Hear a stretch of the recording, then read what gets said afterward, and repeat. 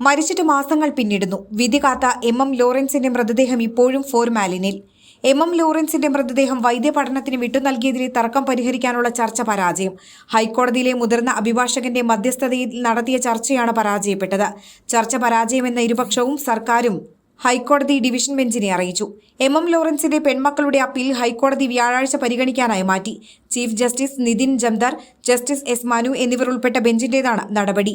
M ലോറൻസിന്റെ പെൺമക്കളായ Asha Lawrence, Sujatha Boban എന്നിവർ നൽകിയ ഹർജികളാണ് ഹൈക്കോടതിയുടെ പരിഗണനയിലുള്ളത്. ഹൈക്കോടതിയിലെ മുതിർന്ന അഭിഭാഷകൻ NN സുഗുണപാലനാണ് മധ്യസ്ഥൻ. ചീഫ് ജസ്റ്റിസ് അധ്യക്ഷനായ ഡിവിഷൻ ബെഞ്ചിന്റെ നിർദ്ദേശമനുസരിച്ചാണ് തർക്കം പരിഹരിക്കാൻ മധ്യസ്ഥനെ നിയോഗിച്ചത്. വിഷയം മക്കൾ തമ്മിലുള്ള തർക്കമാണെന്നും വിഷയത്തിൽ സിവിൽ സ്വഭാവമെന്നുമായിരുന്നു കഴിഞ്ഞ തവണ ഹർജി പരിഗണിക്കവേ ഹൈക്കോടതി ഡിവിഷൻ ബെഞ്ചിന്റെ നിരീക്ഷണം.